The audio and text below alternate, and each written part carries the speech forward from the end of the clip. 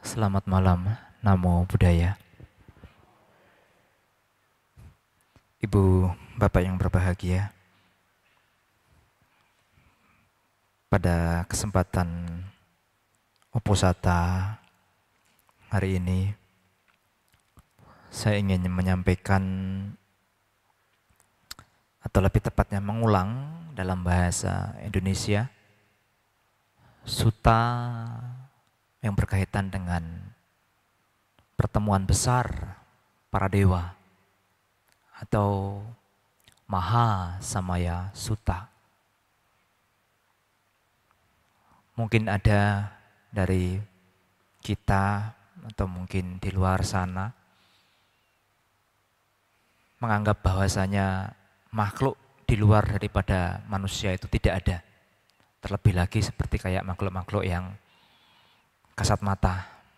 Entah itu dewa, entah itu makhluk halus, ya, ataupun hantu, kayak gitu.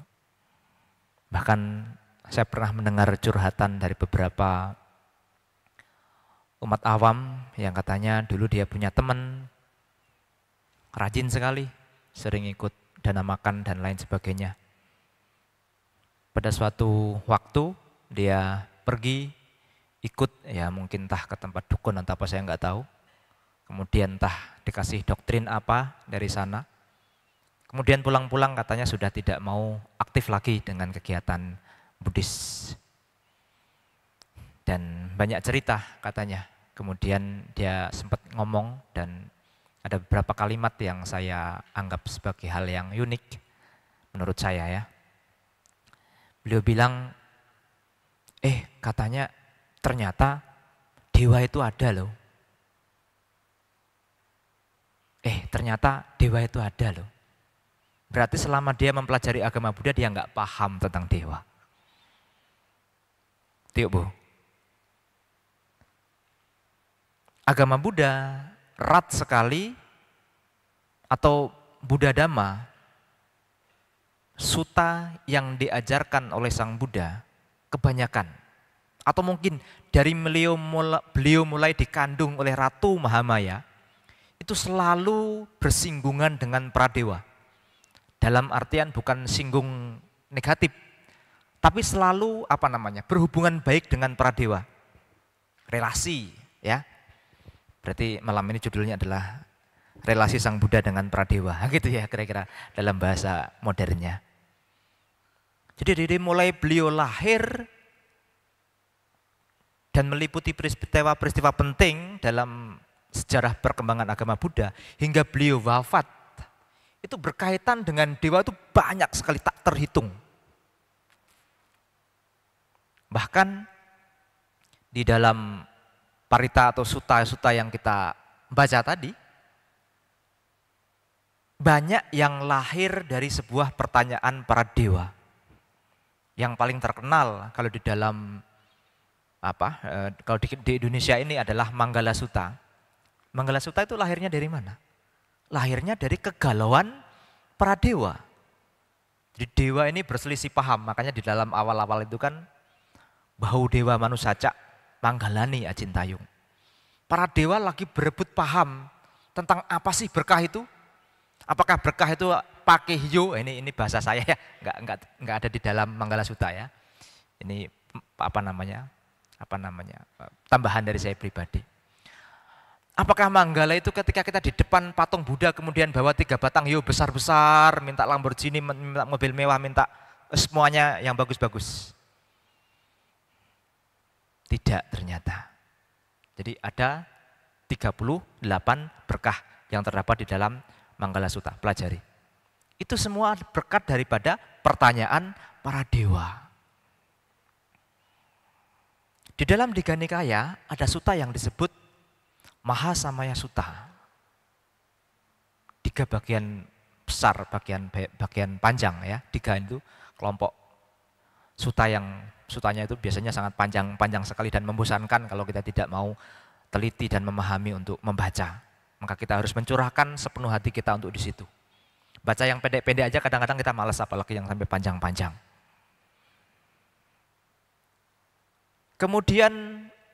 para bawasuta itu berhubungan dengan para dewa juga. Karena para dewa ini sedang galuh kemudian menanyakan sebab-sebab daripada berkah itu apa, kemudian sudah dijawab oleh Sang Buddha, kemudian mereka balik ke alam dewa, kemudian di sana mereka berdebat lagi. Kalau ada sebab-sebab apa yang disebut berkah, berarti ada sebab-sebab yang menuju kehancuran atau keruntuhan atau yang disebut sebagai para bawasuta. Hal-hal yang membuat atau yang menyebabkan seseorang itu mengalami krisis moralitas, krisis spiritual, terpuruk menjadi terpuruk moralitasnya. Nah, kan di dalam apa itu namanya Anguttara Nikaya ada dari terang menuju gelap. Kita sebagai manusia menjadi umat Buddha itu kan juga satu hal yang baik, bisa dikatakan terang. Tapi banyak juga umat Buddha yang dari terang menuju gelap. Dalam artian dia tidak bermoral, dia dananya kurang, bijaksananya kurang, suka marah-marah aja, wah ya? Enggak ya? Dan masih banyak suta-suta kalau saya mau mengaitkan dengan hubungan Sang Buddha dengan para dewa. Atanatiya Parita atau Atanatiya Sutta itu berhubungan dengan para dewa yang memiliki perhatian empati terhadap para manusia. Nah ini, dewa nggak usah dimintain kalau memang dia memiliki keyakinan kepada Buddha, Dhamma, dan Sangha, dewa yang memiliki moralitas yang baik, spiritual yang baik, mereka juga punya konsen atau perhatian terhadap para manusia, tanpa harus diminta. Salah satunya contohnya ada di dalam Atanatiya Sutta. Jadi para dewa itu karena melihat adanya para yaka, gandhaba, naga atau para dewa yang tidak memiliki keyakinan terhadap Buddha. Ada juga para dewa yang memiliki keyakinan kepada Buddha. Ada kalanya para dewa-dewa ini ya yang tidak memiliki keyakinan terhadap Buddha itu sendiri gampang mudah untuk mencelakai makhluk-makhluk atau manusia. Nah, jadi para dewa ini punya inisiatif. Kalau ada makhluk-makhluk dewa yang jahat yang tidak berkeyakinan kepada Sang Buddha, dan ada kalanya mereka mau mengganggu para manusia, atau mungkin lebih tepatnya adalah pengikut-pengikut Buddha, alangkah baiknya saya memberikan gata atau cuplikan parita dengan tujuan untuk menangkal makhluk-makhluk yang jahat itu tadi. Jarang ya orang yang ceramah seperti ini ya, jarang kan? Kemudian para dewa ini menemui Sang Buddha membawa gata tadi, membawa parita yang diciptakan oleh para dewa tadi, kemudian diserahkan kepada Sang Buddha. Nah, di tangan Sang Buddha parita itu disempurnakan. Maka adalah yang disebut sebagai perlindungan daripada 7 Buddha, Atanatiya. Di nomor berapa tadi saya lupa ya. Ada tadi kita baca. Enggak ada kita baca ya. Tadi lupa enggak saya baca. Sorry ya. Kapan-kapan kita baca. Perlindungan daripada 7 Buddha.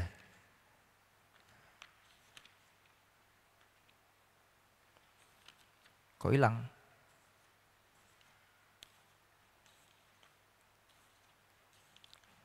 Lama nggak buka buku. Nih di halaman 154. Perlindungan 7 Buddha. Perlindungan 1 Buddha saja Ibu Bapak, kalau Anda mampu meyakini itu sudah sangat luar biasa. Jadi nanti sampai rumah, laptopnya atau HP-nya dibuka, kemudian cari yang namanya Atanatiya Sutta. Ini cuplikannya ya, segini ini.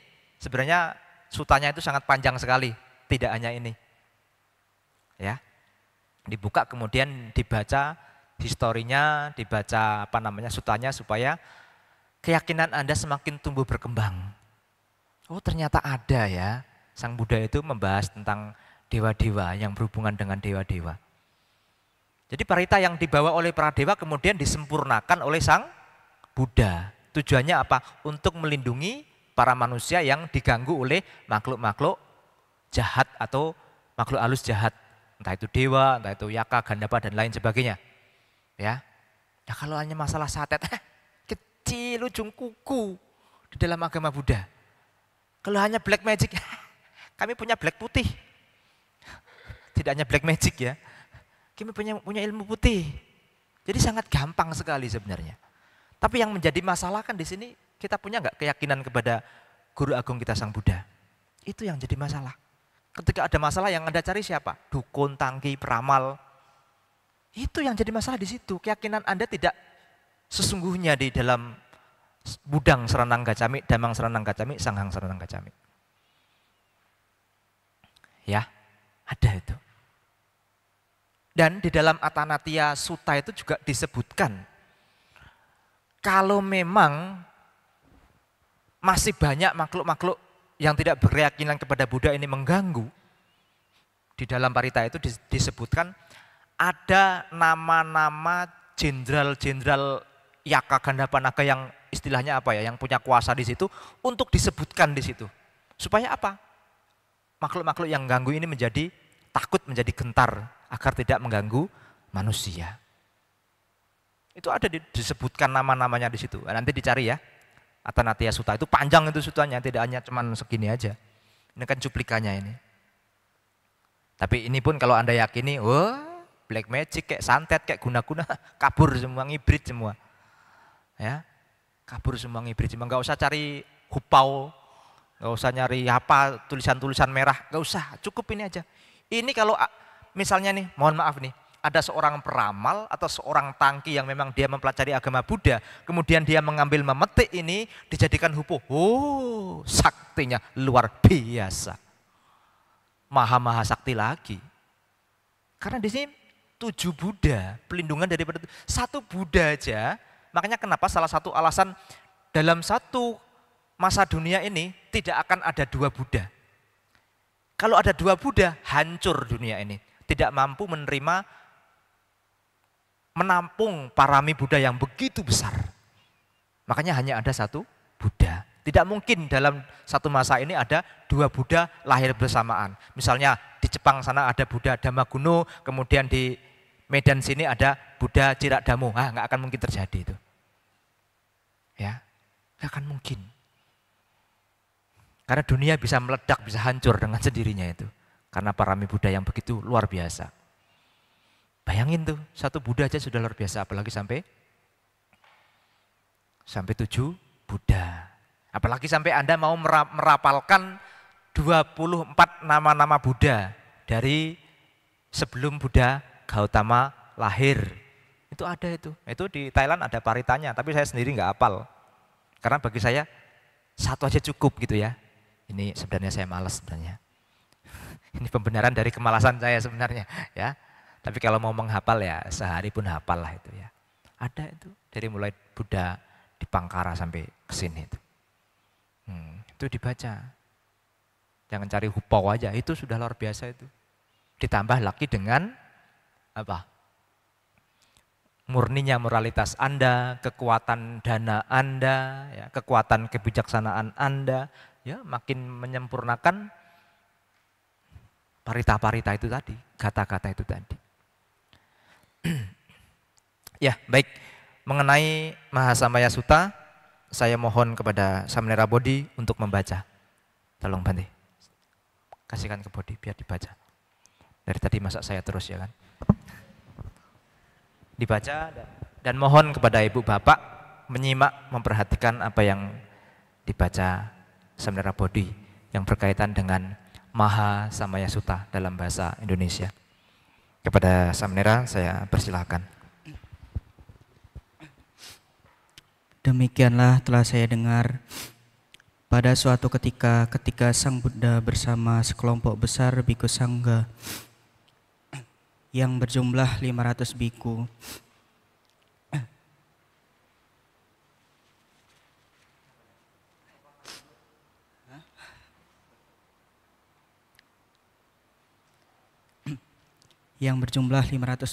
yang semuanya arahat berada di Mahawana di daerah suku Sakya di Kapilawatu, dan para dewa dari 10.000 tata surya datang ke sana mengunjungi Sang Buddha dan Bhikkhu Sangga. Ketika itu ada empat dewa alam Sudawasa berpikir, sekarang Sang Bhagawa dengan sekelompok besar Bhikkhu Sangga yang berjumlah 500 bhikkhu yang semuanya arahat berada di Mahawana di daerah suku Sakya di Kapilawatu, dan para dewa dari 10.000 tata surya datang ke sana untuk mengunjungi Sang Bhagawa dan Bhikkhu Sangga. Bukankah sebaiknya kita juga mengunjungi beliau dan masing-masing kita mengucapkan sebuah syair di depannya? Maka para dewa itu bagaikan seorang yang gagah perkasa merentangkan tangannya atau merapatkan tangannya yang telah direntangkan, lenyap dari alam Sudawasa dan muncul di depan Sang Bhagawa. Mereka menghormat beliau dan berdiri di samping. Dan dengan berdiri demikian, salah seorang dewa dari para dewa itu mengucapkan syair ini kepada Sang Bhagawa. Pertemuan besar di hutan, para dewa pun datang berkumpul. Kami pun datang untuk menyaksikan pertemuan agung dari Bhikkhu Sangga yang tidak terkalahkan. Dan dewa yang lain mengucapkan syair ini kepada Sang Bhagawa. Di sana para bhikkhu memusatkan pikiran mereka, meluruskan batin mereka, pandai bagaikan kusir yang memegang tali kekang. Mereka menjaga indranya. Dewa yang lain mengucapkan syair ini kepada Sang Bhagawa. Semua rintangan dan penghalang telah dihancurkan, tiang pun dicabut. Mereka berjalan dalam kesucian, tanpa noda, dengan mata yang terang, bagaikan gajah-gajah yang telah terlatih baik. Lalu dewa yang lain mengucapkan syair ini kepada Sang Bhagawa. Mereka yang terlindung pada Buddha tidak akan terlahir di alam yang menyedihkan. Setelah meninggalkan kehidupan manusia, mereka akan terlahir kembali di alam surga. Kemudian Sang Bhagawa bersabda kepada para bhikkhu, "Para bhikkhu, hampir semua dewa dari 10.000 tata surya datang ke sini untuk melihat Sang Tathagata dan Bhikkhu Sangga. Di masa yang lampau, para dewa sebanyak ini pun mengunjungi para arahat sama Sang Buddha yang muncul pada masa yang akan datang. Para Bhikkhu Sangga akan menerangkan kepada kamu nama dari para dewa. Saya akan uraikan nama mereka, saya akan nyatakan nama mereka. Dengarkanlah dan perhatikan sungguh-sungguh kata-kataku." "Baiklah Bante," jawab para bhikkhu. Dan Sang Bhagawa bersabda, "Saya akan mengucapkan sloka. Di alam manapun kamu akan bertemu dengan para dewa, tetapi mereka akan tinggal di lereng-lereng gunung, duduk dengan batin bersih dan terlatih, bagaikan singa-singa yang terbaring dengan tenang, telah menaklukkan ketakutan yang mencekam, dengan pikiran yang jernih, luhur, tenang dan suci. Lebih dari 500 bhikkhu yang diketahui berada di hutan dekat Kapilawatu. Kepada siswa-siswa yang menyenangi kata-katanya, Sang Guru bersabda, "Para bhikkhu, ketahuilah, para dewa tenang. Mereka berusaha dengan sungguh-sungguh untuk mendengar Buddha Sasana. Dalam diri mereka muncul pengetahuan yang tak nampak oleh manusia biasa. Ada yang dapat melihat 100 dewa, 1000 dewa, ada yang dapat melihat 70.000 dewa, dan ada pula yang dapat melihat jumlah dewa yang tidak dapat dihitung banyaknya di sekelilingnya. Setelah diundang oleh Cakuma, mereka semua melihat dan mengerti." Kepada siswa-siswa yang menyenangi kata-katanya, Sang Guru bersabda, "Para bhikkhu, ketahuilah, para dewa datang. Seperti apa yang telah saya uraikan, uraikanlah itu secara sistematis. 70.000 yaka dari bumi Kapilawatu yang sakti menarik dilihat dan gemilang, datang dengan gembira ke hutan belukar untuk menyaksikan pertemuan para bhikkhu. 6.000 yaka dari Himalaya dengan bentuk tubuh yang indah, sakti, perkasa, menarik dilihat dan gemilang, datang dengan gembira ke hutan belukar untuk menyaksikan pertemuan para biku. 3.000 yaka dari Satagiri dengan bentuk tubuh yang indah, sakti, perkasa, menarik dilihat dan gemilang, datang dengan gembira ke hutan belukar untuk menyaksikan pertemuan para biku. Jadi ada 16.000 yaka dengan bentuk tubuh yang indah, sakti, perkasa, menarik dilihat dan gemilang, datang dengan gembira ke hutan belukar untuk menyaksikan pertemuan para biku. 500 yaka dari Wesamita dengan bentuk tubuh yang indah, sakti, perkasa, menarik dilihat dan gemilang, datang dengan gemilang ke hutan belukar untuk menyaksikan pertemuan para biku. Kumbiro yang tinggal di Gunung Wepula di Rajagaha dengan disertai 100.000 pengikutnya, mereka datang semua ke hutan.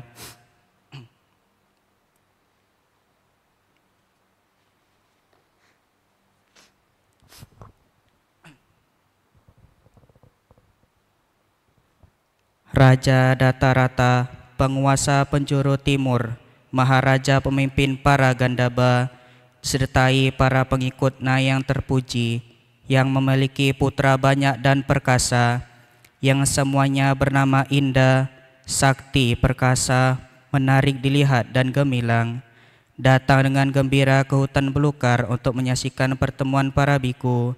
Raja Wirulha, penguasa penjuru selatan, Maharaja pemimpin para Kumbanda, disertai para pengikutnya yang terpuji, yang memiliki putra banyak dan perkasa, yang semuanya bernama indah, sakti, perkasa, menarik dilihat dan gemilang, datang dengan gembira ke hutan belukar untuk menyaksikan pertemuan para biku.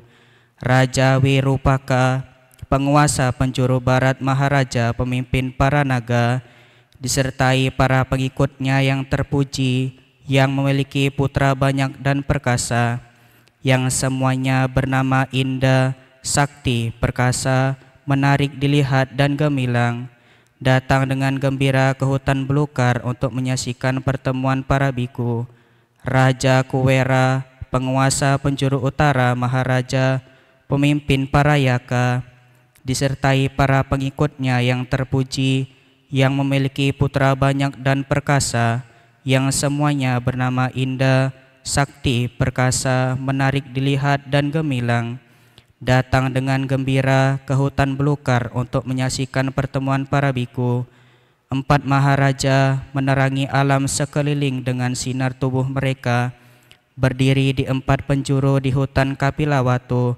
Raja Datarata menyinari sebelah timur, Raja Wirulha menyinari di sebelah selatan, Raja Wirupaka menyinari sebelah barat, Raja Kuwera menyinari sebelah utara. Bersama mereka ikut pula para pengikut mereka yang ahli sihir dan pintar berperan, yaitu Maya, Kutendu, Wetendu, Witu, Wituca, Candana, Kamaseta, Kinugandu, Nigandu, Panado, Opamana, dan Matali Kusir Dewa, Citaseno, Gandhaba, Nalo, Raja Janesabo, selanjutnya Pancasika dan Surya Wacasa Putri Timbaru. Bersama mereka ada juga para pemimpin dan para Gandhaba, datang dengan gembira ke hutan belukar untuk menyaksikan pertemuan para biku. Selanjutnya para naga datang dari Nabasa, Wesala, Tacaka, Gambala Satera, Payaga bersama keluarga mereka, Pranaga dari Yamuna dan Datarata yang termasyur, dan Mahanaga Erawana datang ke hutan belukar. Raja naga yang menakutkan dan burung-burung surgawi Dija yang bermata tajam, yang masing-masing bernama Cita dan Supana, telah terbang ke hutan Raja Naga yang baik. Burung Supana terlindung karena Sang Buddha. Dengan kata-kata lemah lembut, naga dan Supana beriringan berlindung pada Sang Buddha. Wajira, si tangan penakluk para asura dari samudra, Wesawasa dan Bataro yang sakti dan terpuji, para kalakan jaka yang berbentuk menakutkan, para asura, dana Wegasa, Wepaciti, Parado dan Namuci, 100 putra Bali yang semuanya bernama Weroca, yang merupakan prajurit yang gagah perkasa, yang sesuai dengan leluhur mereka. Dan Rahu berkata, semoga semua yang berkumpul dalam hutan berbahagia karena adanya pertemuan para biku. Para dewa Apo, Patawi, Tejo, dan Wayo datang di situ. Dewa Soma, Yasasa, dan Waruna yang disertai para Waruni dewa yang terlahir karena meta dan karuna nan terpuji. Mereka semua dalam 10 kelompok dengan tubuh yang berbeda-beda, sakti, perkasa, menarik dilihat dan gemilang, datang dengan gembira ke hutan belukar untuk menyaksikan pertemuan para biku. Para dewa Wenhu, Sahali, Asama, Yama Kembar, Dewa Canda dan penghuni bulan, Dewa Surya dan para penghuni matahari, Dewa Nakata dan para penghuni planet-planet, Dewa Manda dan para penghuni awan, Dewa Saka, Purindada, Dewa Wesu, disertai Wasuna pengikutnya. Mereka semua dalam 10 kelompok dengan tubuh yang berbeda-beda, sakti, perkasa, menarik dilihat dan gemilang, datang dengan gembira ke hutan belukar untuk menyaksikan pertemuan para biku. Selanjutnya Dewa Sahabu dengan sinar menyala bagaikan api membara Dewa Aritaka, Roja yang bagaikan bunga, Uma Dewa Acuta, Anejaka, Waruna dan Sahadama Dewa Sulea, Rucira dan Wasawanesino juga datang. Mereka semua dalam kelompok dengan tubuh yang berbeda-beda, sakti, perkasa, menarik dilihat dan gemilang, datang dengan gembira ke hutan belukar untuk menyaksikan pertemuan para biku. Para dewa Samana, para dewa Mahasamana, para dewa Manusa, para dewa Manusutama, para dewa Kidapadusika, para dewa Manopadusika, para dewa Lohitawasino, para dewa Harayo, para dewa Paraga, dan para dewa Mahaparaga yang terpuji. Mereka semua dalam 10 kelompok dengan tubuh yang berbeda-beda, sakti, perkasa, menarik dilihat dan gemilang, datang dengan gembira ke hutan belukar untuk menyaksikan pertemuan para biku. Para dewa Suka, Karumha, Aruna, Weganasa, Odata Gaiha, Dewa Wicakana sebagai pemimpin, dan Sadamata, Hara Gajah, dan Misaka, Pajuno yang menggelegar datang menghujani 4 penjuru. Mereka semua dalam 10 kelompok dengan tubuh yang berbeda-beda, sakti, perkasa, menarik dilihat dan gemilang, datang dengan gembira ke hutan belukar untuk menyaksikan pertemuan para biku. Para dewa Kemia, Tusita, Yama, Kataka yang terpuji, para dewa Lambitaka, Lamaseta, Jotinama dan Asawa, para dewa Nimanarati, dan para Nimita Wasawati. Mereka semua dalam 10 kelompok dengan tubuh yang berbeda-beda, sakti, perkasa, menarik dilihat dan gemilang, datang dengan gembira ke hutan belukar untuk menyaksikan pertemuan para biku. Ke-60 kelompok para dewa ini datang dengan bentuk yang berbeda-beda sesuai dengan nama dan kedudukan mereka, dan mereka yang disertai yang lain-lain dengan bentuk mereka masing-masing berkata, Dia yang telah terbebas dari kelahiran, yang telah menghancurkan semua penghalang, yang telah melintasi arus kehidupan yang tanpa kekotoran batin, kepadanya kami datang. Dia yang berada di atas arus dan nan suci, bagaikan bulan yang menyinari kegelapan. Lebih lanjut, Dewa Subrahma, Paramato dan putra-putra yang sakti, dan Tisa Sanam Kumara datang ke tempat pertemuan di hutan. Maha Brahma dari 1000 alam Brahma muncul di situ dengan sangat gagah perkasa dan cemerlang, cakap sekali, gemilang dan termasyur. 10 pemimpin-pemimpinnya yang menguasai alam Brahma juga datang, disertai oleh Harito yang berpakaian lengkap di tengah-tengah mereka. Mereka semua datang disertai Dewa Indah atau Saka dan Brahma. Pasukan Mara pun datang, juga Kanha yang bodoh. Marilah tangkap dan ikatkan ini untukku. Biarkanlah mereka semua dikuasai nafsu indria. Kepunglah mereka semua dari berbagai penjuru, dan jangan biarkan siapapun yang terlepas. Demikianlah Panglima memerintahkan pasukan hitamnya, Kanha, dan dengan telapak tangannya yang dipukulkan ke tanah dan menyebabkan tanah bergetar bagaikan halilintar bergelega bersama kilat dan hujan lebat. Kemudian ia mundur dengan gusar, tapi tanpa tenaga dan tak sanggup bereaksi lagi. Dan sang Cakuma dengan penglihatannya yang terang mengetahui dan mengerti semua apa yang telah terjadi. Lalu sang guru bersabda kepada siswa-siswa yang menyenangi kata-katanya, "Para biku, ketahuilah, pasukan Mara datang. Mereka telah mendengar Buddha Sasana. Semuanya waspada. Si jahat mundur karena mereka telah melenyapkan nafsu indera, dan tidak ada sehelai rambut pun yang berdiri di tubuh mereka." Lalu Mara berkata, "Mereka semua menang dalam pertempuran, karena tidak ada ketakutan lagi yang menguasai mereka dan telah melenyapkan semuanya." Mengikutnya yang termasyur, terkenal sampai jauh dan luas. Sekarang mereka bergembira dengan segala sesuatu yang ada.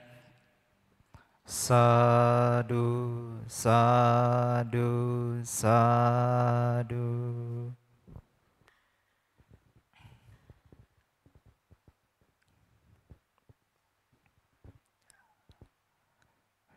Terima kasih kepada Semenera Bodhi yang telah membacakan ulang suta yang telah dibabarkan oleh Guru Agung kita Sang Buddha yang tercatat di dalam Digha Nikaya. Semoga Ibu Bapak semua yang hadir pada malam ini mendapatkan berkah kebahagiaan ayu wano sukang baklang. Tambahan informasi agar supaya keyakinan Ibu Bapak semakin kokoh dan kuat yang berhubungan dengan Mahasamaya Sutta. Apa yang di nama-nama yang disebutkan tadi, ada yang ingat? Ada yang ingat? Cai Bante. Nama-nama yang disebutkan itu belum semua para dewa. Tadi kan dari alam dewa sampai ke alam Dewa Brahma, ya. Ada yang hanya baru bisa melihat sampai berapa ribu dewa, ya kan? Ada yang sampai tak terhingga, berarti begitu banyaknya para dewa di masa itu. Saat saya membaca buku, di situ nggak ada ya sutanya ya, tapi di internet banyak. Saat saya membaca buku tulisan atau karangan daripada Dr. Mentimun, beliau dari ahli Abhidhamma dari Myanmar, di situ ada satu kisah menarik ya yang terjadi di Sri Lanka atau di mana gitu kalau nggak salah. Saya lupa ingat. Ada satu dewa yang di masa pembabaran Mahasamaya Sutta ini beliau dewa ini mencapai tingkat kesucian Sotapanna. Dan ingat ya seperti apa yang saya omongkan kemarin, umur dewa itu begitu panjang dibanding dengan kita manusia.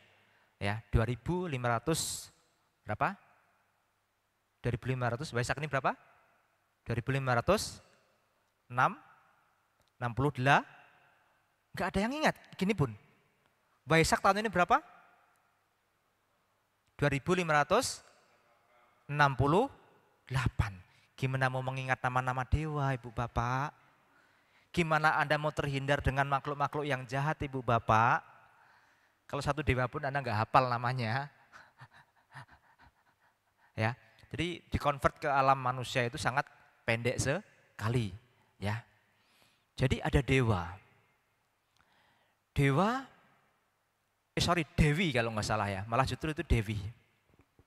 Saat mendengarkan seorang biku mengulangi, nah ini tahu nggak ya? Tadi mana tahu pas Samanera Bodhi mengulang, dewinya datang pula, kan nggak tahu ya.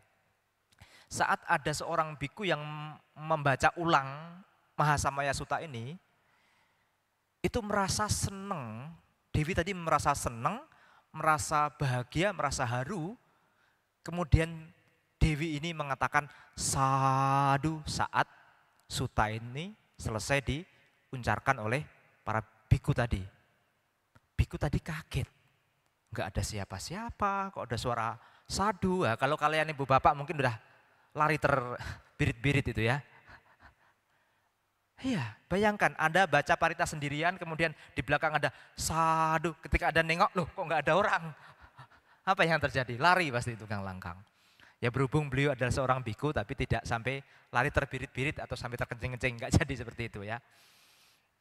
Lalu kemudian si biku itu, loh saya sendirian, kemudian saya mendengar suara sadu, ini dari mana? Siapapun Anda, apapun bentuk wujud Anda, tolong tunjukkan dirimu. Nah gitu. Karena Dewi, ya namanya Dewi ya, beda dengan siapa, seperti kayak artis-artis Korea yang cantik-cantik, nggak ada papanya itu mah. Jadi si Dewi ini hanya menunjukkan jari-jari lentiknya saja. Sangat indah sekali dihiasi oleh ornamen ya, atau apa namanya, hiasan-hiasan surgawi.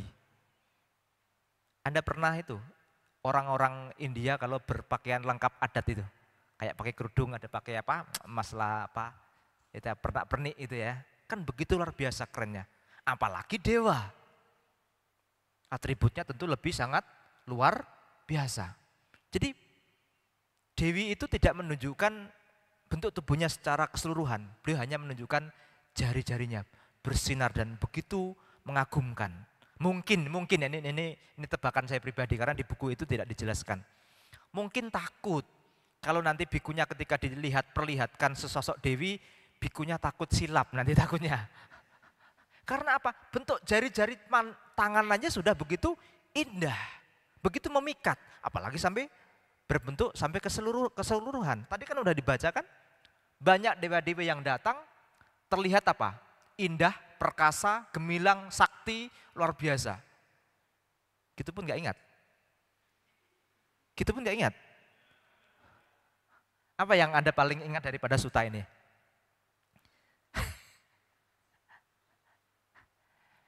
Karena si Dewi tadi, kalau mengacu ke cerita tadi ya, itu ada di dalam buku Karma Pencipta Sesungguhnya, seingat saya itu ada di internet pun ada itu bukunya itu. Sudah dalam bentuk PDF itu. Karena Dewi itu merasa senang, gembira, karena biku tadi membacanya persis sama saat Sang Buddha membabarkan Mahasamaya Sutta ini. Jadi beliau teringat kembali ke ribuan tahun yang lalu saat Buddha membabarkan Mahasamaya Sutta. Jadi beliau diingatkan kembali seolah-olah dia mengingat kembali karena di masa Sang Buddha membabarkan Dhamma, Dewi itu turut hadir di situ. Dan yang paling unik kalau menurut saya pribadi, Sang Buddha kan membabarkan sutta itu di India sana. Dewi itu tahu nggak? Karena Dewi itu kan tidak memiliki kekuasaan. Kalau tadi yang disebut di dalam Mahasamaya Sutta itu rata-rata dewa-dewa yang memiliki kekuasaan atau jenderal-jenderal dewa gitulah ya. Jenderal-jenderal para Brahma, dewa Brahma. Jadi Dewi yang merasa dia tidak, atau mungkin kalau dalam bahasa sekarang ya ibaratnya kayak rakyat jelata gitulah ya. Dewi tapi bagian rakyat jelata, versi ekonomis. Tapi begitu pun Dewi ya. Jadi Dewi itu merasa tahu diri ketika dewa-dewa tinggi datang dia mundur ya. Dewa-dewi datang yang berpengaruh datang, dia mundur sampai ke pesisir pantai Sri Lanka. Dan keadaan Dewi itu saat mendengarkan Mahasamaya Sutta, beliau sedang berada di atas ini, tenggelam di air samudra, di apa namanya, di sedada air samudra. Karena mundur terus sampai ke akhirnya ke pesisir pantai Sri Lanka. Coba Anda lihat petanya itu dari India ke Sri Lanka itu berapa kilo itu? Karena apa? Saking banyaknya dewa yang datang. Kagum dewinya. Dan dewinya itu sudah Dewi Sotapana loh. Luar biasa enggak? Makanya menghormat kepada dewa-dewi yang memiliki keyakinan kepada Buddha, Dhamma, dan Sangha. Begitu seharusnya. Hupau aja yang dibuat andalan. Begitu seharusnya. Jadi Dewi ini merasa senang, seolah-olah memorinya teringat kembali, seolah-olah kayak Sang Buddha yang mengajarkan Mahasamaya Sutta. Karena memang beliau hadir di situ. Senang, makanya ketika biku selesai baca Mahasamaya Sutta, sadu. Tadi nggak tahu ya, ini pas saat Samanera Bodhi baca tadi selesai ada yang bilang sadu nggak? Ada, tapi Dhammagunanya. Bukan Dewi yang datang. Itu yang berhubungan dengan Mahasamaya Sutta. Yang berhubungan dewa-dewa lain. Saat Sang Buddha pada masa wasa ke-7, beliau berwasa di surga Tawatimsa. Enak ya Sang Buddha itu. Wasa di dalam alam manusia terhitung 3 bulan, beliau di sana mengajarkan Abhidhamma. Selama kurun waktu 3 bulan dalam hitungan alam manusia. Dhamma-guna pengen begitu tapi belum sampai. Enak mengajar Dhamma di alam dewa. Saat selesai masa berwasa, beliau turun ke alam manusia. Banyak keistimewaan yang terjadi. Salah satunya, manusia bisa melihat dewa secara nyata, begitu pula sebaliknya. Jadi 31 alam itu terbuka sampai alam dari neraka Awici yang paling bawah sampai ke alam Brahma sana terbuka semua itu, tabirnya terbuka. Jadi manusia bisa melihat dewa, begitu pula sebaliknya dengan alam-alam yang ada di bawahnya. Dan di situ dinyatakan tidak ada satupun makhluk yang di saat itu yang menyaksikan keistimewaan seperti itu, tidak ada satupun yang tidak berkeinginan untuk menjadi sama Sang Buddha, bayangin. Begitu banyak makhluk yang semuanya bercita-cita untuk menjadi seorang sama Sang Buddha. Maka sebenarnya sama Sang Buddha itu yang dahulu, yang sudah lewat maupun yang akan datang, itu tak terhingga Ibu Bapak. Yang akan datang tidak hanya putus sampai hanya pada Buddha Maitreya, masih terus lagi. Entah kita lahirnya di mana kita nggak tahu. Ya. Semua makhluk menginginkan untuk menjadi seorang sama Sang Buddha. Karena apa? Begitu istimewanya, kehebatannya. Sehingga saat beliau turun dari alam Tawatimsa, ya, mau turun ke alam manusia, itu terjadi di sekarang namanya kota Sankisa, ada di India. Tapi waktu kita Dhammayatra itu saya belum ke sana. Ya mudah-mudahan nanti ada karena baik. Yang mana tahu nanti Pak Awo, Bante ada tiket Bante. Ya kan nanti tahu. Ini Bante, ini tiket SQ ini. Gitu. Yang mana tahu ya kan. Yang mana tahu ya tidak menolak lah. Boleh kita jalan-jalan mau ke Aussie, mau ke Jepang, ke Korea. Tapi percuma kalau Anda belum pernah datang pergi untuk ke Dhammayatra. Korea, Jepang, Aussie hanya untuk happy-happy, buang duit aja, lebih baiknya pergi ke Dhammayatra. Walaupun mungkin kalau dibanding ya India ya dibanding Jepang tentu Jepang lebih maju, dibanding Korea mungkin ya Korea lebih maju. Tapi spiritualnya Ibu Bapak, ya kalau memang mau pergi happy ya Korea, Jepang sana udah sana. Tapi perginya untuk memperbaiki spiritual India. Dhammayatra 4 tempat suci dan tempat-tempat lain yang berkaitan dengan sejarah dengan agama Buddha. Itu luar biasa. Bahkan tempat di mana Dewa Data tenggelam itu masih ada di sana. Situsnya masih ada. Jadi Buddha turun dari alam Tawatimsa itu pun ada dibuatkan cetia di sana. Kapan-kapan ke sana ya? 1, 2, 3, 100 ya kita pergi semua berangkat bareng-bareng. supaya travelnya kaya. Jadi sebelum beliau turun, Dewa Saka yang Anda percayai sebagai Tikong itu menciptakan tangga 3 macam. Tangga emas di sebelah kanan khusus untuk para dewa, tangga perak di sebelah kiri khusus untuk Dewa Brahma, dan tangga batu delima yang ada di tengah khusus untuk Guru Agung kita, Sang Buddha. Merinding ya Ibu Bapak. Dewa Saka sampai sebegitunya menghormati Guru Agung kita, Sang Buddha. Secara status alam manusia dibanding dengan alam dewa, memang alam dewa lebih tinggi. Tapi status spiritual sama Sang Buddha 31 alam tidak ada yang menyamai. Secara status kita ini alam manusia memang di bawahnya alam dewa. Maka kalau ada yang bilang, oh Tikong lebih tinggi daripada Sang Buddha. Dari sisi apa dulu? Dari status alamnya, iya. Status spiritualnya Buddha di 31 alam kehidupan tidak ada yang menyamai. Jelas apa jelas? Paham apa paham? Ngerti apa ngerti? Yakin atau semakin tidak yakin? Sadu kalau yakin. Jadi saya tidak sia-sia. Samudera Bodhi membacakan ulang Mahasamaya Sutta juga tidak sia-sia. Begitu maksud saya. Jadi Dewa Saka ini dari mulai turun dari alam Tawatimsa, itu kalau aku terbayangkan kadang Bu, kalau misalnya baca riwayat-riwayat agung para Buddha itu suka terbayang. Kalau seandainya di zaman itu saya lahir, sudah lahir, mungkin sudah lahir tapi jadi apa saya nggak tahu. Mungkin jadi semut atau kutu gitu mungkin ya.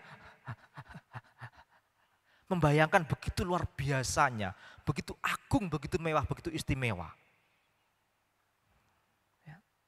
Jadi Dewa Saka menciptakan 3 tangga untuk menghormati para Sang Buddha dan dewa-dewa lain. Keren gak kira-kira? Sang Buddha melewati tangga khusus batu delima, di sebelah kanan tangga berwarna emas khusus untuk para dewa, ya, di sebelah kiri tangga berwarna perak khusus untuk para dewa Brahma. Tadi kan disebut ya, para Brahma dan Maha Brahma. Mungkin Maha Brahma itu yang disebut sebagai 4 muka itu mungkin dalam kepercayaan kebanyakan orang atau keyakinan orang-orang Hindu. Ya, bisa dipahami ya Ibu Bapak ya. Jadi mudah-mudahan apa yang saya sampaikan dan sutta yang telah diulang oleh Samudera Bodhi dapat memberikan satu keyakinan hingga nanti memupuk cahaya agung kebijaksanaan hingga akhirnya nanti sama-sama menembus Nibbana. Akhir kata, mohon maaf atas segala kekurangan. Sabe sata bawantu sukitata. Namo Buddhaya.